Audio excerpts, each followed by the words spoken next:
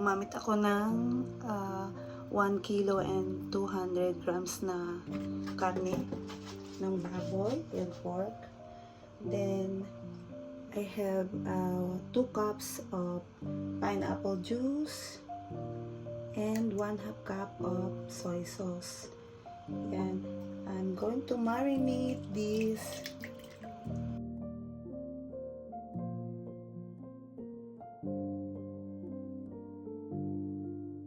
overnight.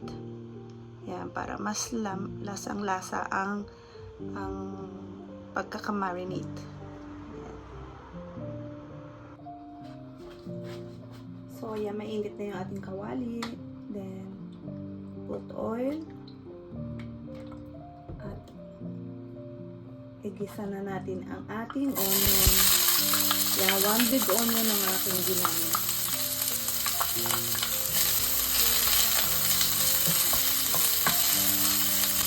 Yan, papupulahin lang natin ng konti. Then, isabay na natin ang garlic. Yan, 1 head of garlic ang ginamit ko.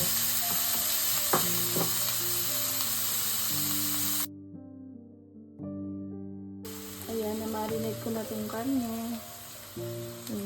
Pork ng overnight para mas malasa siya. So, atin lang papupulahin ng konti dito.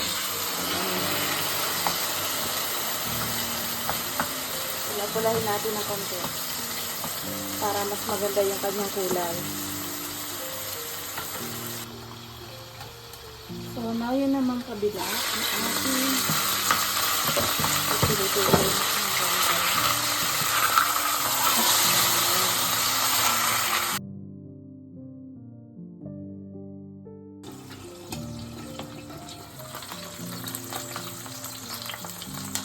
So, ayan, na-seal na natin pati yung kabila. Okay na siya. Ayan, pour natin yung ilagay natin yung pinagbabaran. Ayan, yung pinagbabaran ni soy sauce and pineapple. Then, pakukuluin lang natin. So, lalagyan ko lang siya ng pepper. Yan, add ko na yung pepper. Yung 1/2 cup ng sugar. Ayan. Then, kukulaan natin ng 1 hour. Kung kukulangin yung pwede tayo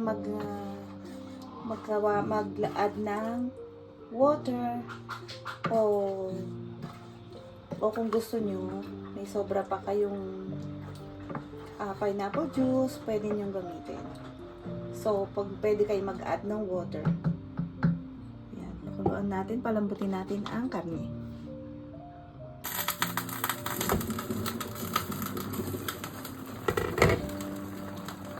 Put the pineapple.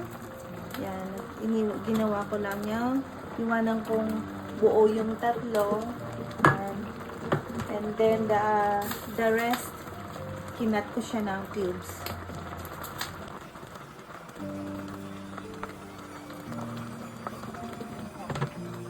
Malambot na yung karne, kaya ilagay na natin ilagay ko na tong pineapple. Then, medyo malapot na din siya. So, pakuluan ko pa siya ng 15 to 20 minutes.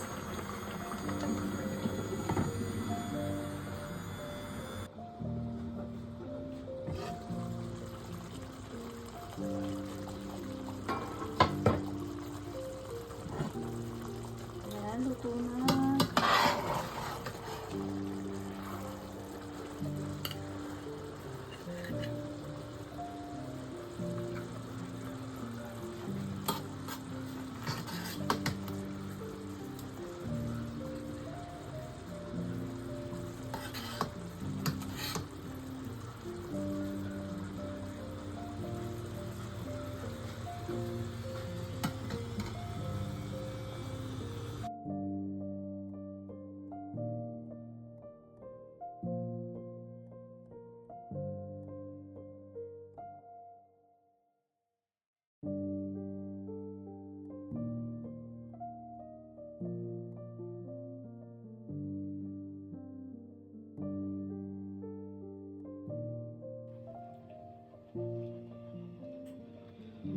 luto na ang ating pork hamonado.